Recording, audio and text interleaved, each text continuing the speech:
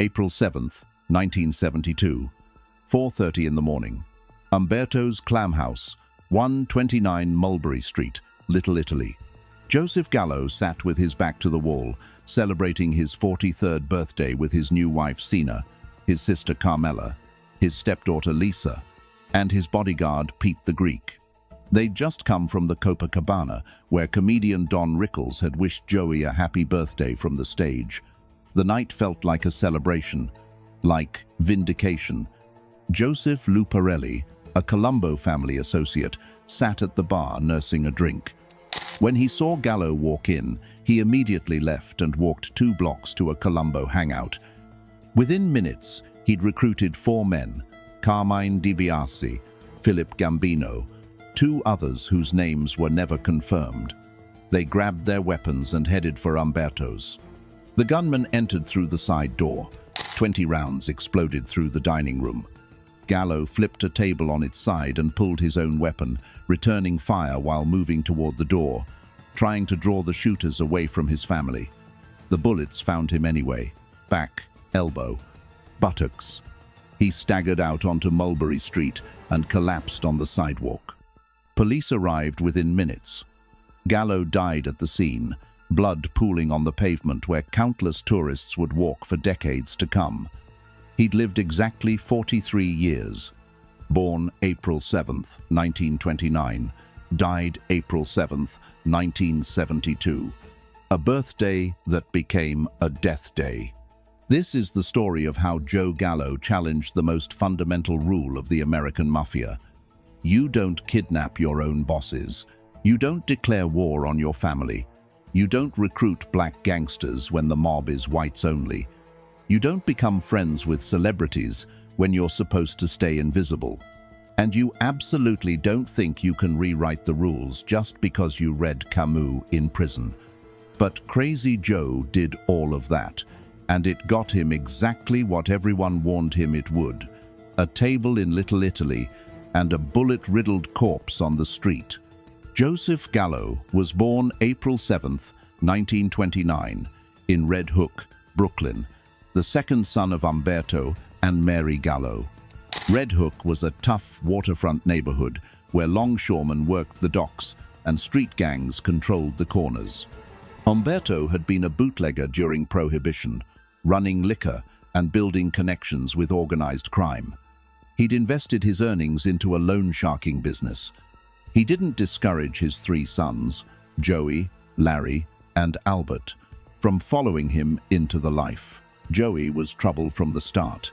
He got into fights constantly. He had a violent temper. As a juvenile delinquent, he was diagnosed with paranoid schizophrenia, earning him the nickname that would follow him to his grave: Crazy Joe. Though historians debate whether he was actually mentally ill or just unpredictable and dangerous. Either way, the nickname stuck. By his late teens, Gallo was running with a crew in South Brooklyn. He dropped out of school. He had no interest in legitimate work. The streets offered money, respect, and power. Everything else was for suckers. In the early 1950s, Joe and his brothers, Larry and Albert, formed their own crew and aligned with the Profaci crime family, one of the 5 mafia families controlling New York. Joseph Profaci, known as the Olive Oil King for his legitimate import business, ruled his family with an iron fist. He was old school, Sicilian-born, traditional. He believed bosses commanded and soldiers obeyed. No questions, no complaints, just obedience. The Gallo brothers set up headquarters at 51 President Street in Brooklyn, a 3-story brick building they called the Dormitory. From there, they ran gambling operations, loan sharking, extortion rackets, and collections. They were good earners. They were ruthless enforcers. And Profaci took notice. In 1957, the Gallo crew allegedly received orders from Profaci to carry out one of the most famous mafia hits in history, the barbershop murder of Albert Anastasia. October 25th, 1957. Park Sheraton Hotel, Midtown Manhattan. Albert Anastasia, boss of what would become the Gambino crime family and one of the most feared men in organized crime, sat in a barber's chair getting a shave. Two gunmen walked in and opened fire. Anastasia was hit 10 times.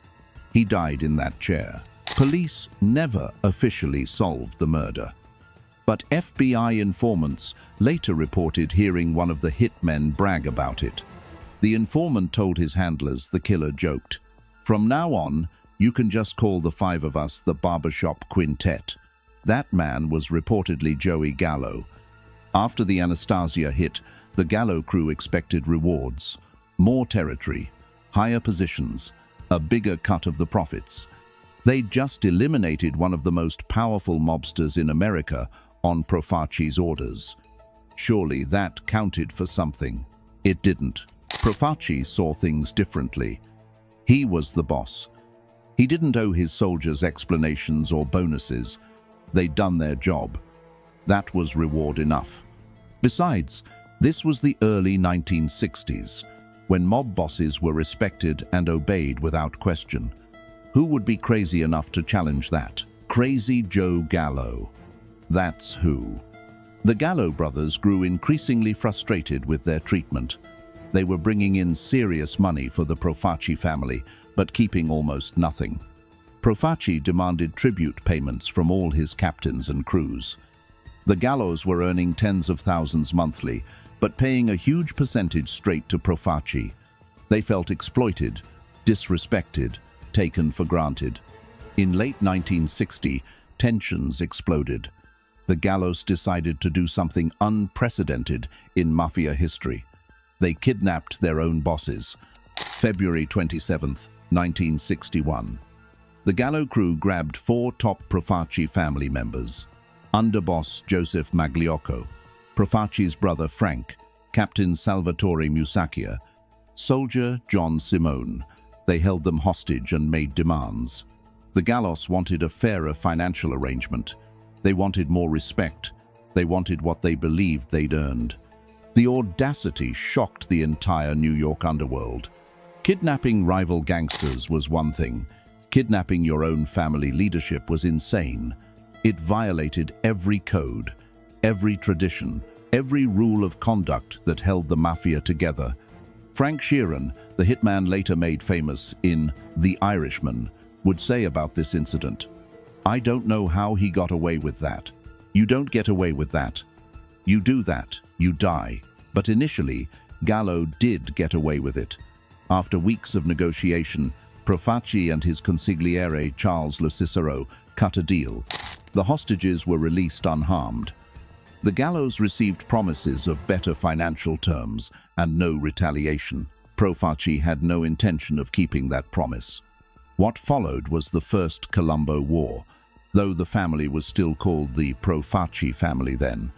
It was a bloody conflict that would rage through Brooklyn's streets for months.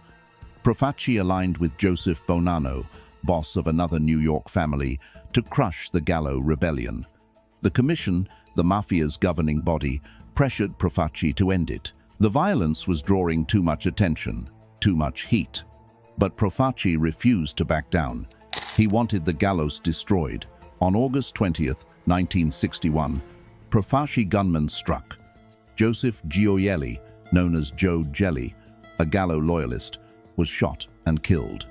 The same night, hitmen tried to strangle Larry Gallo. He barely survived.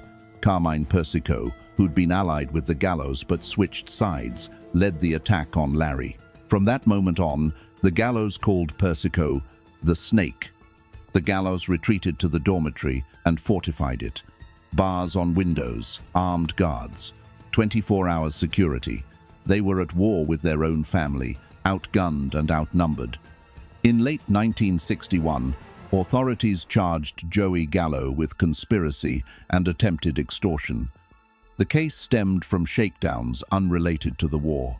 On December 21, 1961, he was sentenced to 7 to 14 years in prison. The streets got a little quieter. The war lost its most charismatic leader. In June 1962, Joe Profaci died of cancer at age 64. Joseph Magliocco, the underboss the Gallos had kidnapped, took over. But in 1963, after getting involved in a failed plot to kill other bosses, Magliocco was forced to retire.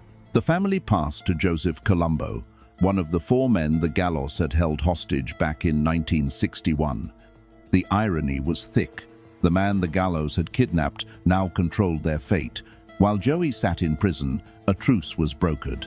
The war officially ended, but the resentment remained, and Joey Gallo was about to get an education that would change him forever. Prison transformed Joe Gallo in unexpected ways. He became a voracious reader, philosophy, literature, history. He studied Nietzsche and Camus. He learned about existentialism and absurdism. He saw himself as an artist, a poet, a thinker trapped in a violent world, not of his choosing. More controversially, he befriended black inmates. This was unheard of for a mafia soldier. The mob was strictly whites only. Italians, some Irish, a few Jews. That was it. Black gangsters existed in separate worlds, separate territories, separate organizations. But Gallo didn't care about those rules. He respected strength and intelligence wherever he found it. He reportedly became close with several black inmates who were connected to criminal organizations in Harlem. When he got out, some of those relationships would continue, and that would terrify the mafia establishment. In 1969, while Gallo was still locked up, journalist Jimmy Breslin published a novel called The Gang That Couldn't Shoot Straight. It was a satirical, fictional account loosely based on the Gallo-Profaci War. The book became a bestseller. In 1971, it was adapted into a film starring a young Robert De Niro. Actor Jerry Orbach played the Gallo-inspired character Kid Sally. The fictionalized version portrayed the Gallos as bumbling but charismatic underdogs fighting corrupt bosses. When Gallo was released from prison in 1971, he'd become something rare in organized crime, a folk hero. The counterculture embraced him. Artists and actors found him fascinating. He was the rebel who'd stood up to the system, the intellectual gangster who quoted Camus, the outsider who didn't fit the traditional mobster mold. He befriended Jerry Orbach, the actor who'd played a character based on him. He hung out in Greenwich Village. He attended gallery openings. He married Sina Esseri, a 29-year-old actress, in March 1972. He was becoming a celebrity, which was exactly what the mafia didn't want their members to be. But Gallo's celebrity status couldn't protect him from street realities. Joseph Colombo now ran the family, commanding hundreds of men. When Gallo got out, Colombo sent him a $1,000 welcome home gift, a gesture of peace. Gallo was insulted. $1,000? After everything he'd been through? He felt he deserved 100,000, maybe more. He'd been a loyal soldier. He'd done Profaci's dirty work. He'd killed Albert Anastasia. He'd survived a war. He'd done time. And now he was supposed to be grateful for a $1,000 handout. According to those who knew him, Gallo felt he'd moved past being a soldier. He'd become educated, cultured, connected. He had relationships with black gangsters in Harlem. He had celebrity friends. He had legitimacy in artistic circles. Why should he take orders from Joe Colombo? The answer was simple: because Colombo was the boss. But Crazy Joe couldn't accept that. On June 28, 1971, Joseph Colombo stood at a podium in Columbus Circle, addressing a crowd at an Italian-American Unity Day rally. Colombo had founded the Italian-American Civil Rights League to fight discrimination against Italians. But the real purpose was public relations for the mob, trying to portray organized crime as ethnic persecution. The other families hated it. Colombo was drawing massive attention to the mafia. FBI Director J. Edgar Hoover had even ordered agents to stop using terms like mafia and Cosa Nostra under pressure from Colombo's group. It was embarrassing. It was dangerous. It made everyone targets. As Colombo prepared to speak, Jerome Johnson, a black man dressed as a news photographer, approached and shot him 3 times at point-blank range. Colombo's bodyguards immediately killed Johnson, but the damage was done. Colombo survived but was left paralyzed and essentially brain-dead. He'd linger until his death in May 1978, never recovering. Police investigated. They concluded Johnson acted alone. But nobody in the underworld believed that. Everyone suspected Joe Gallo. The evidence was circumstantial but compelling. Gallo had black associates from his prison years. He'd feuded with Colombo over money, and using a black shooter meant it couldn't be traced directly to an Italian crew. It was exactly the kind of unconventional tactic Crazy Joe would use. The Colombo family believed Gallo ordered the hit. They wanted revenge. But first, they needed to be sure. And they needed the right moment. Gallo lived his last year like a man who thought he'd beaten the system. He partied with celebrities. He married Cena in a ceremony attended by actors and artists.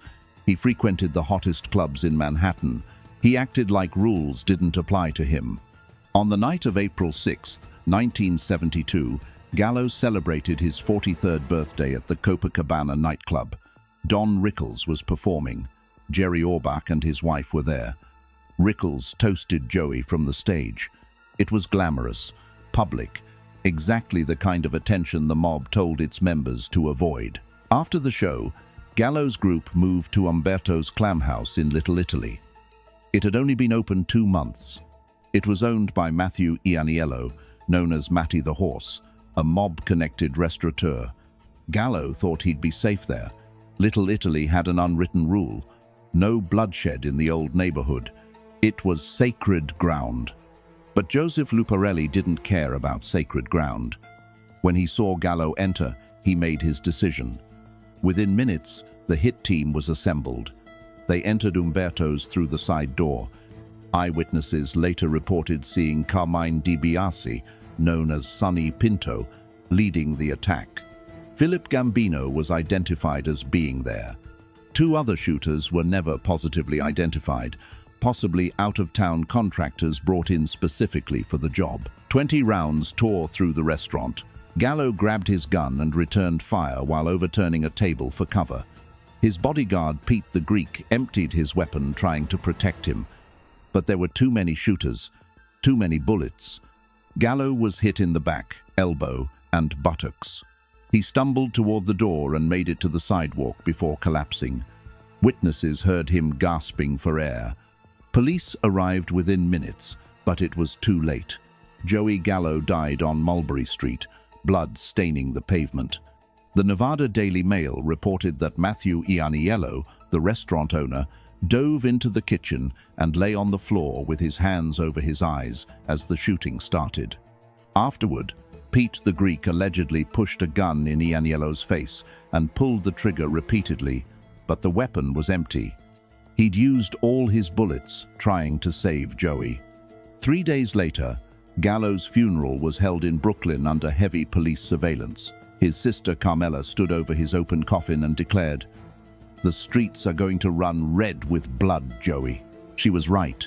Gallo's brother Albert immediately sought revenge. He sent a gunman to the Neapolitan noodle restaurant on East 79th Street in Manhattan, where Joseph Iacovelli, Alphonse Persico, and Gennaro Langella were supposedly dining. But the hitman got confused. 4 kosher meat sellers, who had nothing to do with the mafia, happened to be sitting at the bar. The gunman killed 2 innocent men and wounded 2 others before fleeing. The botched revenge killing launched the Second Colombo War. It raged for years. At least 10 men died in the violence that followed. The war finally ended in 1974 when Albert and the surviving Gallo crew were allowed to join the Genovese family. The Gallo faction was finished, destroyed by Joey's refusal to accept his place in the hierarchy. The official case remains unsolved. No one was ever charged with Gallo's murder. Over the years, several men claimed credit. Frank Sheeran, the Irish-American hitman, told author Charles Brandt he was the sole shooter, acting on orders from Russell Bufalino. But witnesses reported 4 gunmen, not 1. Sheeran's confession like his claim about killing Jimmy Hoffa, has been widely disputed. Joseph Luparelli, the Colombo associate who spotted Gallo at Umberto's, later fled to California and became a government witness. He told the FBI he'd recruited the hit team, but didn't pull a trigger himself. He named Carmine DiBiase, Philip Gambino, and 2 others. But prosecutors never filed charges. The witnesses were unreliable. The evidence was thin. The case went cold. So why did Joe Gallo die? What made him so different from other mobsters who survived for decades? He challenged authority in an organization where authority was absolute. The Mafia wasn't a democracy. It wasn't a meritocracy. It was a dictatorship where bosses ruled and soldiers obeyed. You could be the smartest, toughest, most talented soldier in the family, and you were still just a soldier until the boss said otherwise. Gallo never accepted that. He kidnapped his bosses because he thought he deserved better. He befriended black gangsters because he didn't care about racial codes. He became a celebrity because he enjoyed the attention. Every choice violated Mafia protocol. Every action drew heat onto the organization. Every move made him more dangerous to his own people than to rival families. The Colombo family killed him not because he was their enemy. They killed him because he wouldn't follow the rules.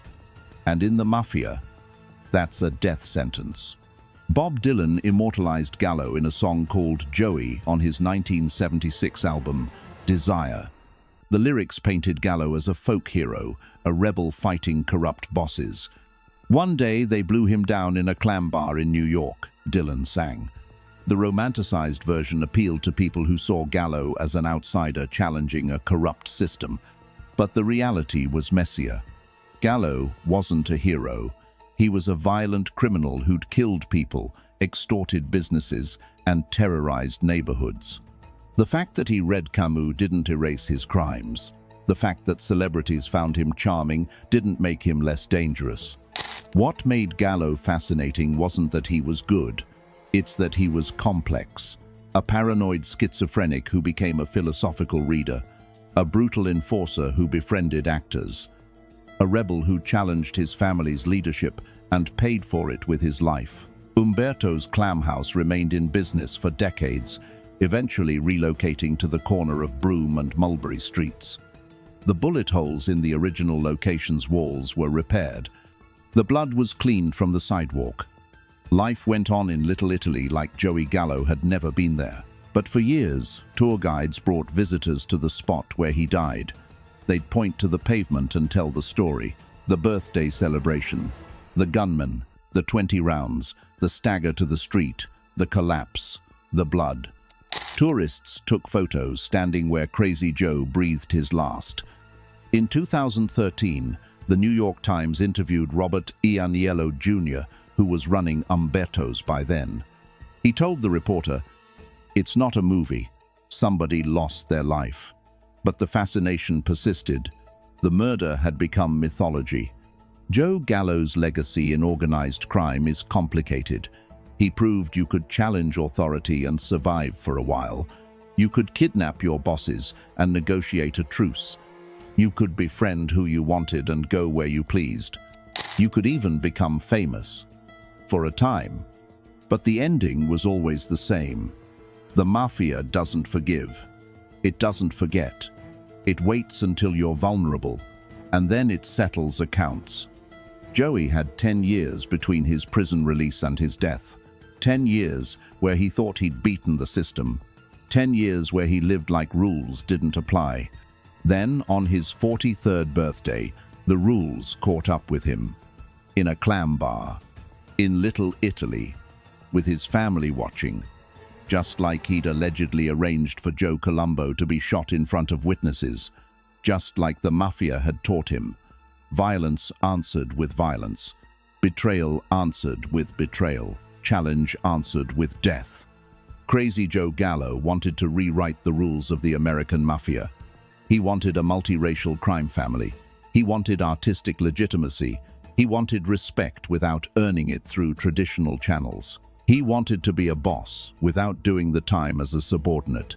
The Mafia gave him his answer: 20 rounds in a Clam bar, a 43rd birthday that ended on a sidewalk, a folk song that romanticized his death, and a grave in Brooklyn's Greenwood Cemetery where tourists still visit, looking for the rebel who challenged the mob and died trying. That's the real story of Joe Gallo, not the folk hero Bob Dylan sang about, not the charming rebel from the gang that couldn't shoot straight, but a violent, unpredictable gangster who thought he was smarter than the system, who believed reading philosophy made him different, who convinced himself that celebrity friends and black allies would protect him from his own family's judgment. He was wrong. And on April 7th, 1972, at Umberto's Clam house, the Mafia proved it. If you found this story fascinating, hit subscribe. We drop a new mob documentary every week. Drop a comment. Was Joe Gallo a visionary ahead of his time, or just a violent criminal who got what he deserved? Let us know below.